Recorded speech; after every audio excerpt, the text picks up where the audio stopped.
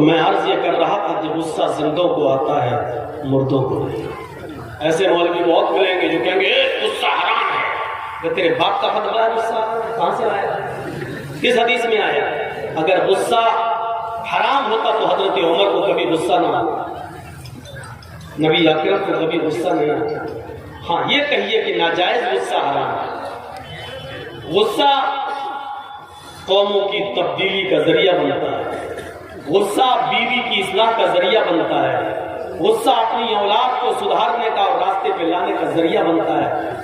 ایک باپ اپنی اولاد پر جائز غصہ کرنا چھوڑ دیا اس لیے اولاد بگڑ رہی ہے، ایک شوہر اپنی بیوی پر جائز غصہ کرنا چھوڑ دیا اس لیے بیوی بگڑ رہی ہے، ایک بھائی اپنی بہن پر جائز غصہ کرنا چھوڑ دیا اس لیے بہنیں آج آوارہ گھوم رہی ہیں۔ جائز غصہ کیجیے، جائز غصوں سے اصلاح، سوچ بدلیے اپنی سوچ۔ یا ایھا الذین آمنوا اتقوا اللہ، یا ایھا الذین آمنوا اتقوا اللہ ولتنظر نفس ما قدمت لغد۔ ایمانوں والو تم اللہ سے ڈرو، یعنی جو اللہ سے جتنا زیادہ ڈرے گا وہ اس دنیا میں اتنا ہی زیادہ گناہوں سے بچ بچ کر چلے گا، اور جتنا انسان گناہوں سے بچ بچ کر چلے گا آخرت کے اندر اتنی اس کی نیکیاں بڑھیں گی اور وہ جنت کا مستحق ہوگا۔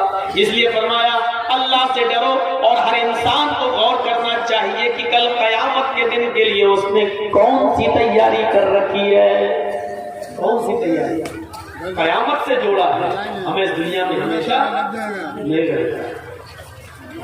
اس چیز کو ذرا سوچیے اور سمجھیے، اس چیز کو ذرا سوچ کر اور سمجھ کر سمجھنے کی کوشش کیجیے، اپنی فکروں کو بدلیے۔ بس جس نے سوچ بدل لی سمجھ لو کہ اسلام اتنا ہی زیادہ وہ اسلام اور ایمان پر عمل کر لے۔ ہماری سوچ دیکھیے، مولانا جرجی صاحب کے ساتھ اگر ہم ایک سیلفی لے لیں گے تو بہت اچھا ہوگا۔ اس کا بینیفٹ کیا ملے گا؟ سوچ دیکھیے، سوچ بینیفٹ یہ ہوگا کہ ہم اس کو شیئر کریں گے، ہم اس کو اپنے دوستوں کو بھیجیں گے۔ دو مقصد، پہلا مقصد ہمارے دوست کو ہم یہ بتائیں گے کہ دیکھیے جرجی صاحب سے میری ملاقات ہو گئی ہے۔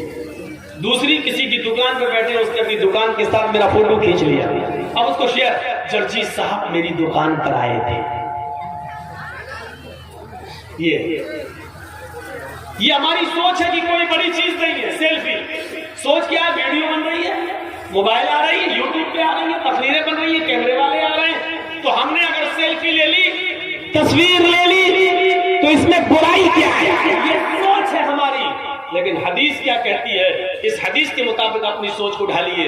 بہت گیت سن لیا آپ نے، عورتوں نے بڑی فرمائش کی کہ گیت پڑھیے، ایسی چیزیں تو عورتوں کو پسند ہے، وہ سن لی۔ جو ہم بتا رہے ہیں وہ پسند کہاں ہے؟ مولوی تو ہمارے کپڑوں پہ پابندی لگا رہا ہے، کل ہماری سینڈل پہ پابندی لگا دے گا، پرسوں ہماری فیئر اینڈ لولی اور پونڈز پہ پابندی لگا دے گا۔ یہ چیزیں کہاں پسند ہیں؟ اب سنیے، یہ ہماری سوچ ہے کہ سیلفی لینے میں حرج کیا ہے، لیکن حدیث کیا کہتی ہے؟ سنیے، ان اشد الناس عذابا یوم القیامت المصورون، قیامت کے دن سب سے زیادہ سخت عذاب اس کو دیا جائے گا جو دنیا میں تصویریں بنائے گا۔ دیکھیں آپ، حدیث نے کلیئر کر دیا، ان اشد الناس عذابا یوم القیامت المصورون، قیامت کے دن سب سے زیادہ سخت عذاب، سب سے زیادہ ہارڈ عذاب اس کو دیا جائے گا جو دنیا میں تصویریں بنائے گا۔ کلیئر کر دو، جو دنیا میں فوٹو کھینچے گا، سیلفی لے گا، موبائلوں میں کسی کو اپنے اندر قید کرے گا، قیامت کے دن ان لوگوں کو سب سے زیادہ سخت عذاب دیا جائے گا۔ سوچیے، سوچ آج ہم سوچ بدلیں گے۔ بس اللہ کے رسول نے اس پر کیا کہا؟ اشد الناس عذابا، لوگوں میں سب سے زیادہ سخت عذاب اس کو دیا جائے گا۔ ایک تو ہوتا عذاب دیا جائے گا، آگ میں ڈال دیا، نہیں، ایک ہوتا ہے لوگوں میں سب سے زیادہ سخت عذاب، اور جہنم کا سب سے زیادہ سخت عذاب کیا ہے آپ کو معلوم ہے؟ ہمیں نہیں معلوم۔ مولوی جرجیس کو نہیں معلوم سب سے زیادہ سخت عذاب کیا ہے. ہاں سب سے ہلکا عذاب میں جانتا ہوں کیا ملے گا. سب سے ہلکے عذاب کو بتا دیتا ہوں, اس سے سب سے زیادہ سخت کیا ہوگا اس سے آپ اندازہ لگا لیجیے, سوچ لیجیے گا. بس آج سوچ بدلیے. مولویوں لینے والوں, مولویوں کو اپنے قیدوں میں اور قیدوں میں بند کرنے والوں سنو, یا تو مولانا جرجیس کو بلانا چھوڑ دو یا پھر حدیثوں پر قرآن پر عمل کرنا شروع کر دو. دونوں چیزوں میں سے ایک کام کرو, چھوڑ دو. بہت سن چکے ہو ویدوں کے منتر, بہت سن چکے ہو گیت, بہت سن چکے ہو گانے. جلسوں کے مزاج کو بدلو, قرآن اور حدیث کو سننے کی عادت ڈالو. جلسوں کا چندہ تم قرآن و حدیث کے نام پر لیتے ہو, دین کے جلسوں کے نام پر کرتے ہو. 100-200,000 روپے کا چندہ لوگوں کے دروازوں پہ جا کے اجلاس دین کے کام کے نام پر کرتے ہو, گیت کے نام پر نہیں, ویدوں رامائنوں کے شلوک منتر کے نام پر نہیں. اس لیے اپنی سوچ بدلو, اپنی عادتوں کو بدلو. میری بات آج کڑوی لگے گی, اب کیا کروں جب بیماری اتنی بڑھ گئی ہے کہ ہومیوپیتھک اور میٹھی گولیوں سے صحیح نہیں ہوگی تو آپریشن کرنے کی ضرورت پڑ رہی ہے تو کر رہا ہوں. آج کی تقریر کے بعد یا تو زندگی بھر کے لیے مولانا جرجیس کو طلاق دے دو گے یا اپنی عادت بدل لو گے. بدلو اپنی عادت. سب سے ہلکا عذاب کیا ہوگا سنیے.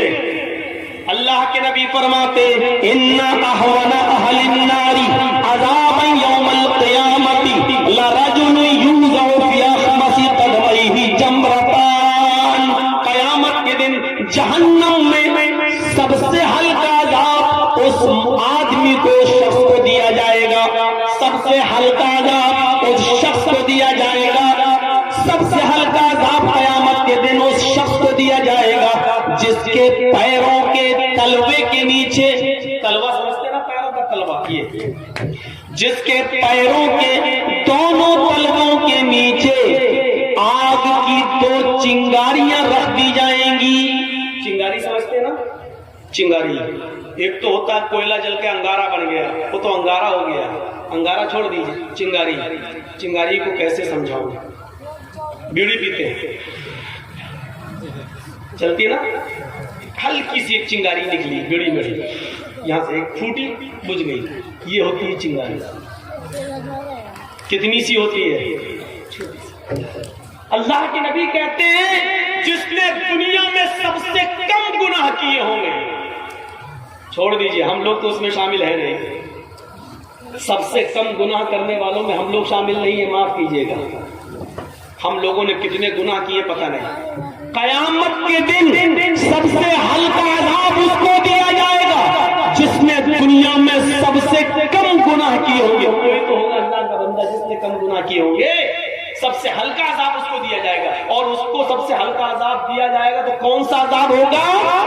لرجل یوضع فی خمس قدمیہ جمرتان.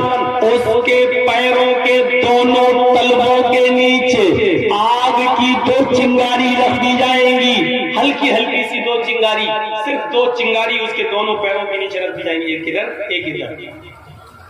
ان دونوں چنگاریوں کی وجہ سے اس کی حالت کیا ہو رہی ہوگی سنو. اللہ کے نبی کیا فرماتے ہیں اور اپنی سوچ کو بدلو. اللہ کے نبی کیا کہتے ہیں, سب ان دونوں چنگاریوں کی وجہ سے اس کی حالت یہ ہوگی یغلی منہما دماغہ, جیسے تم ہانڈی کے اندر پانی بھر کر آگ پر رکھ دیتے ہو, چولہے پر رکھ دیتے ہو, اور تھوڑی دیر کے بعد وہ پانی جب بوائل ہوتا ہے, ابلتا ہے, ہانڈی میں اس پانی کے کھولنے کی آواز آتی ہے.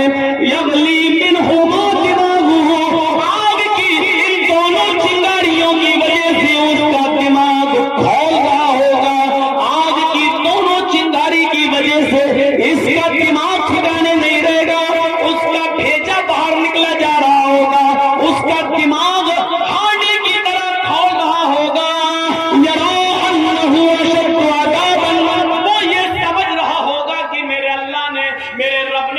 جہنم میں سب سے زیادہ ہارڈ, سب سے زیادہ سخت عذاب دیا ہے, حالانکہ یہ سب سے ہلکے عذاب والا انسان ہوگا, یہ سب سے ہلکے والا عذاب ہوگا, سب سے ہلکا عذاب والا انسان ہوگا. لیکن ان دونوں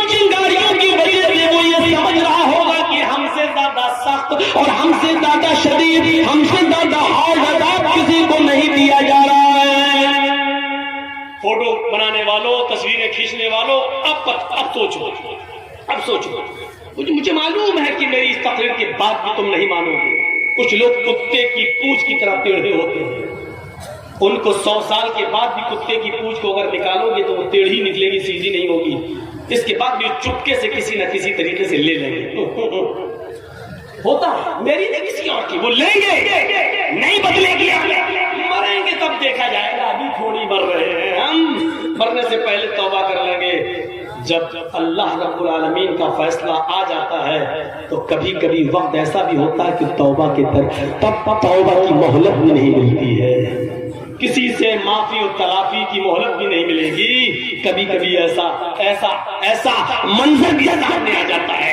میرے پیارے ساتھیوں، غور کیجئے، اس منظر کو دیکھیے، سوچ بدلیے اپنی۔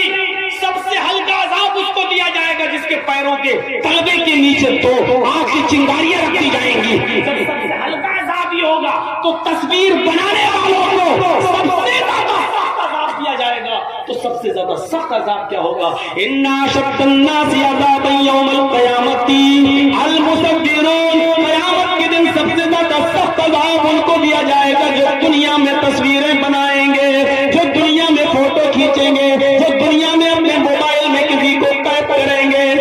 سوچو تو اللہ رب العالمین کی ایک تخلیق، اللہ نے انسان کو جاندار کو پیدا کیا، تم اس کو اپنے کیمروں میں بند کر رہے ہو جبکہ تم اس کے اندر روح نہیں ڈال سکتے ہو۔ قیامت کے دن اللہ تمہارے ان کیمروں کو تمہارے سامنے پیش کر دے گا، تم نے جن چیزوں کو کھینچا ہے وہ پیش کر دے گا۔ تم نے اپنے موبائل سے ڈیلیٹ ضرور کر دی ہے مولانا جرجیز کی تصویر، فلاں مولانا کی تصویر، لیکن فرشتوں نے جو ریکارڈ کر لیا ہے وہ تصویر ڈیلیٹ نہیں ہوگی۔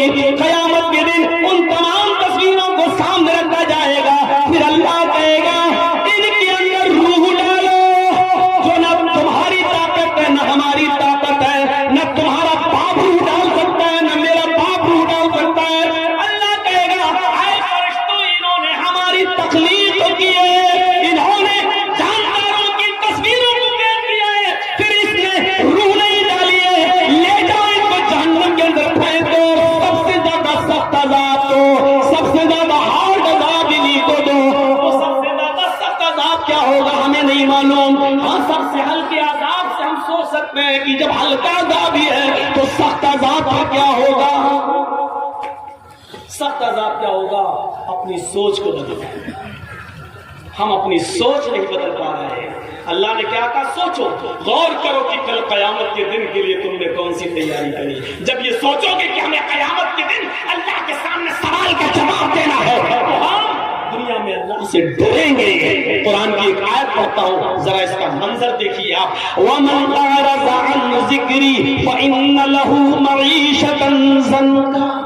کبھی سوچا ہے اس آیت کو مولویوں نے بہت بار پڑھا ہوگا، ممبروں پر، خطبوں میں اور تقریروں میں، ذرا ہم سے بھی سن لو۔ وَمَنْ أَعْرَضَ عَنْ ذِكْرِي فَإِنَّ لَهُ مَعِيشَةً ضَنْكًا۔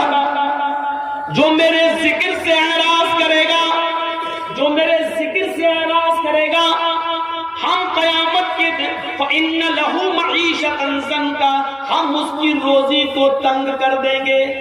اللہ نے یہ نہیں کہا کہ ہم اس کی روزی کو بند کر دیں گے، اللہ نے کہا ہم اس کی روزی کو تنگ کر دیں گے۔ اب سنیے، بند کرنا کیا ہوتا ہے، روزی تنگ کرنا کیا ہوتا ہے۔ اب کسی کی آواز نہیں نکلنا چاہیے، جو جس کی آواز نکلے اس کو فوراً بھگاؤ یہاں سے۔ تھوڑا سا سن لیجیے، میں چاہتا ہوں کہ بہت آسان اردو میں آپ کو سمجھاؤں کیونکہ یہ ملا جلا بیلٹ ہے۔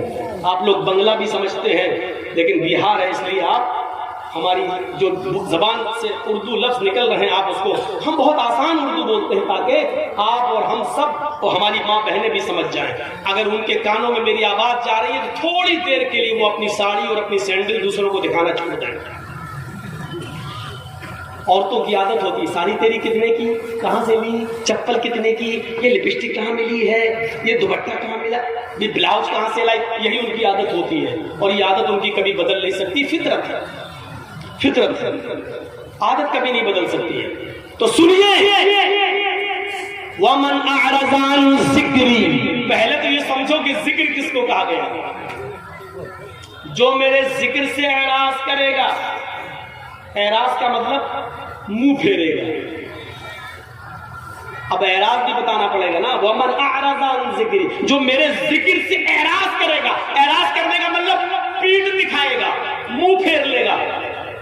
ایک ہوتا منع کر دے ہٹ نہیں، مانے گا لیکن پیٹ پھیر لے گا، ابھی ہم نہیں کر رہے چل. یہ ہے اعراض کرنا، یہ ہے اعراض کرنا. وَمَنْ أَعْرَضَ عَنْ ذِكْرِي، جیسے میچ دیکھ رہے ہیں، انڈیا پاکستان کا میچ آ رہا، 5 اوور رہ گئے ہیں.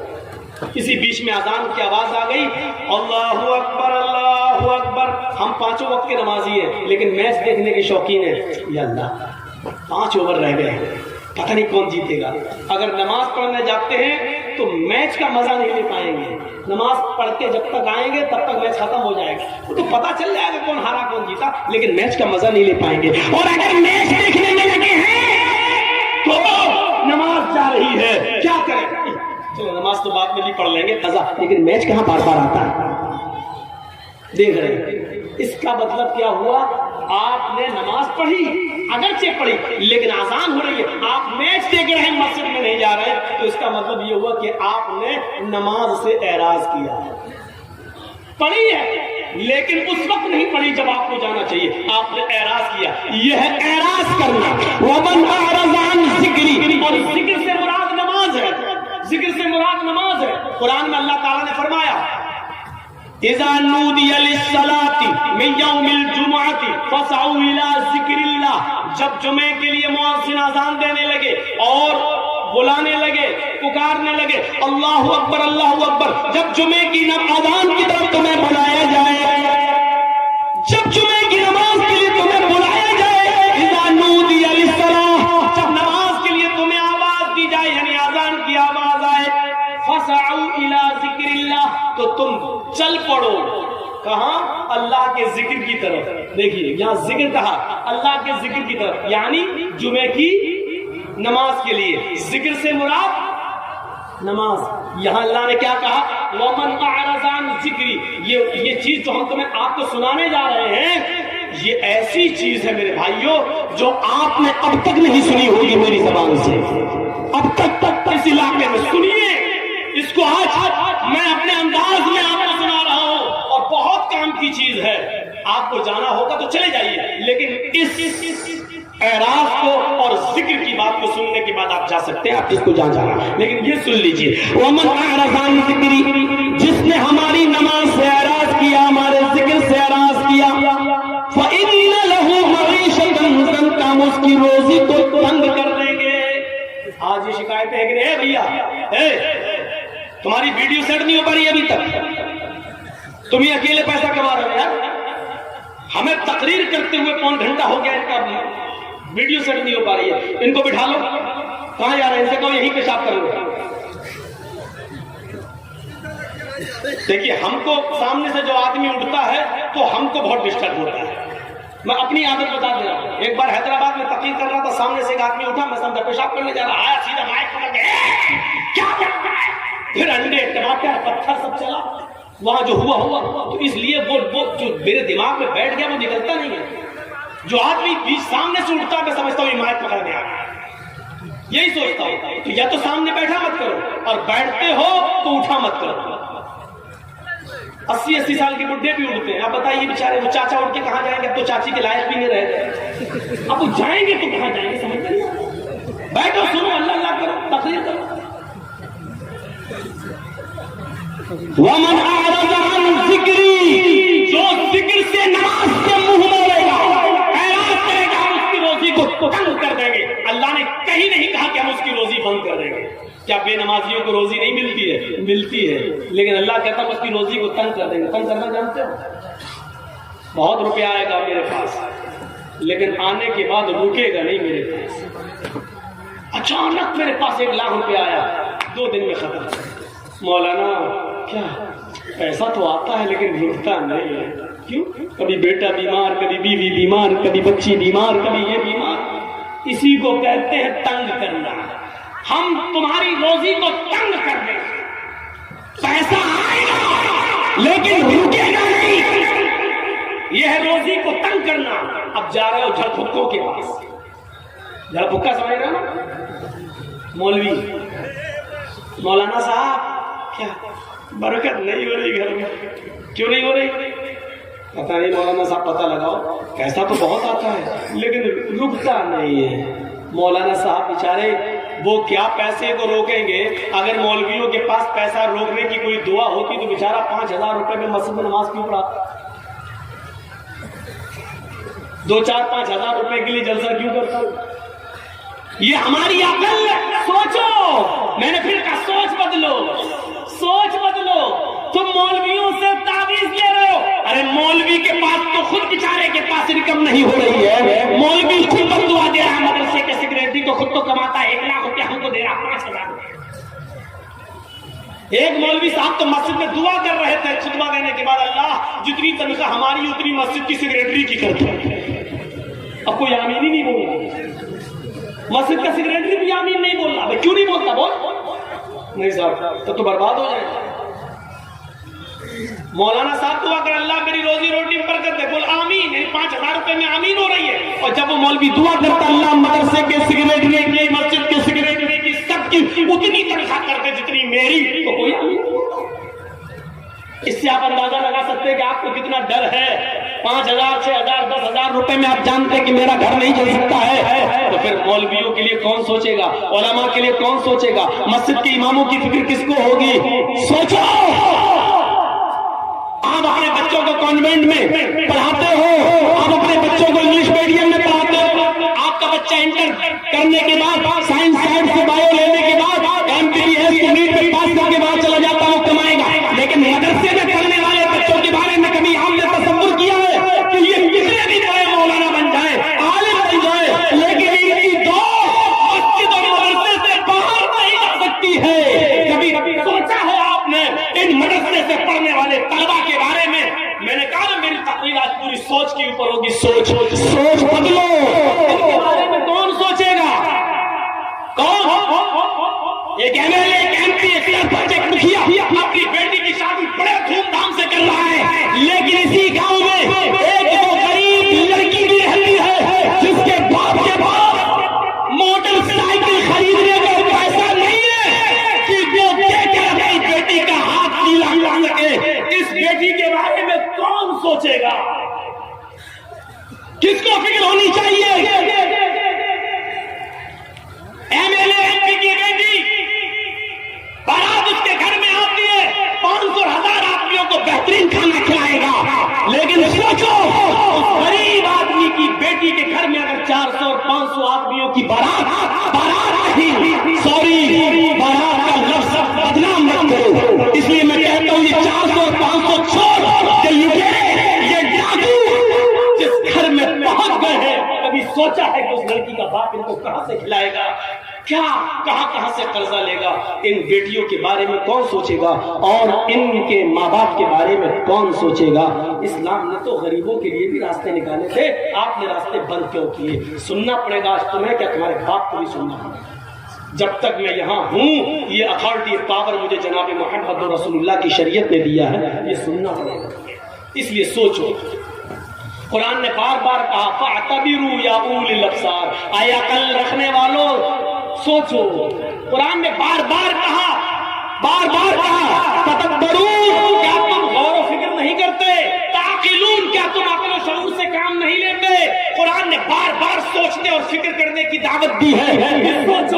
سوچو. ومن اعرض عن ذکری فإن له معیشۃ ضنکا، جو دنیا میں اللہ کے ذکر سے اعراض کرے گا ہم اس کی روزی کو تنگ کر دیں گے.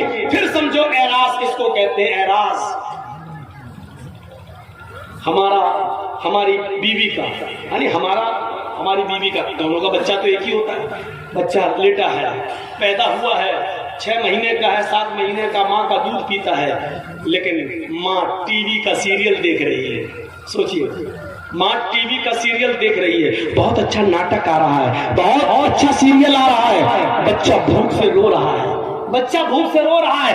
ماں کی ذمہ داری ہے کہ اپنے روتے ہوئے بچے کو کھائے، اپنی پستان سے اپنا دودھ پلائے. لیکن ماں جانتی ہے کہ بچہ رو رہا ہے، لیکن بچے کو رونے دے رہی ہے لیکن سیریل کا ڈرامہ نہیں چھوڑ رہی ہے، تھوڑی دیر کا اور ہے، اس کو پورا ہو جانے دو، بچے کو دودھ پلاؤں گی تو صحیح سے دیکھ نہیں پاؤں گی۔ اس کو کہتے ہیں کہ اس ماں نے بچے سے اعراض کیا ہے، یعنی ماں بچے کو بھول گئی ہے، ماں نے بچے کو بھگا نہیں رہی ہے، بچے کو پھینک نہیں رہی ہے، بچے کو مار نہیں رہی ہے، بچے سے پیٹ پھیر لی، یعنی اعراض کر لیا، یعنی ماں اپنے بچے کی فکر نہیں کر رہی ہے بلکہ سیریل کی فکر کر رہی ہے۔ اس کا مطلب کیا ہے؟ اعراض کر، اس کو کہتے ہیں اعراض۔ اب آپ سمجھ گئے نا اعراض کس کو کہتے ہیں؟ گھر میں آگ لگی ہے، آگ جل رہی ہے، میرا گھر جل گیا اور ہم میچ کھیلنے میں لگے، کسی نے خبر دی تمہارا گھر جل گیا، جلدی جاؤ۔ اب ہمیں فکر ہونی چاہیے کہ ہم اپنا گھر بنائیں، دوبارہ بنائیں، جتنا جل گیا کوئی بات نہیں، جتنا بچ جائے جلدی جائیں، پانی وانی ڈال کر اس کو ٹھنڈا کریں، جو جل گیا وہ تو جل گیا لیکن جو بچا سکتے ہیں اس کو تو بچائیں، لیکن ہمیں گھر کی فکر نہیں ہے بلکہ ہم میچ کھیلنے میں لگے ہیں۔ اس کو کہتے ہیں کہ ہم نے گھر سے اعراض کیا، ہم نے گھر سے اعراض کیا، ہمیں گھر کی فکر نہیں ہے، اس کو کہتے ہیں اعراض۔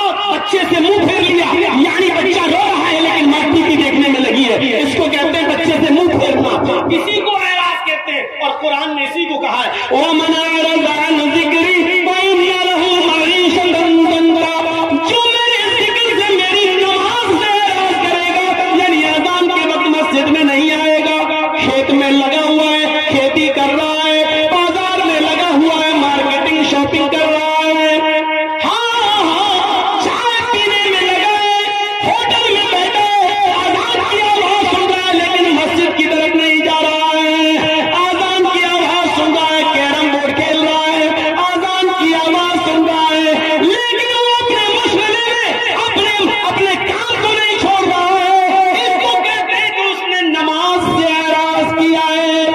وَمَنْ أَعْرَضَ عَنْ ذِكْرِي، دنیا کا کوئی مولوی تمہیں کوئی تعویذ نہیں دے سکتا ہے، تمہارے گھر میں مال و دولت کے دروازے نہیں کھول سکتا ہے، تمہیں گھر میں خیر و برکت کا کوئی تعویذ نہیں دے سکتا ہے، اگر کوئی مولوی دیتا ہے تو وہ جھوٹ بولتا ہے، اگر دیتا ہے تو ڈرامہ کر رہا ہے، نوٹنکی کر رہا ہے۔ اللہ نے پہلے ہی کہہ دیا جب تم میرے ذکر سے نماز سے منہ موڑے گا تو ہم تیری روزی کو تنگ کر دیں گے۔ اب تو چاہتا ہے کہ ہمارے گھر میں خیر و برکت ہو، اگر تو چاہتا ہے جو کماتا ہے وہ پیسہ روکے دے تو نماز کو پابندی کے ساتھ ہم نے وقت پر پڑھنا شروع کر دے۔ جب تو اللہ کے ذکر کا خیال رکھے گا، نماز کا خیال رکھے گا تو تیری روزی میں تنگی نہیں آئے گی، تیری روزی میں برکت ہوگی۔ آج بتایا ہے اللہ تبارک و تعالیٰ نے روزی میں برکت کا، جا رہے ہو کچھ ملوں کے پاس، یہ تمہیں کہہ دیں گے جو خود 5-6 ہزار روپے مہینے پہ بیچارے نماز پڑھانے والے، وہ آپ سے اور لے لیں گے 100 روپے دو، ہم نے تمہیں تعویذ دیا، 51 روپے دو، 101 روپے دو، ہم نے تمہیں اتنا اچھا اتنی محنت کر کے تعویذ بنایا۔ ان کا تو روزی روٹی اسی پہ چلی رہی ہے، وہ تمہارے گھر میں روزی اور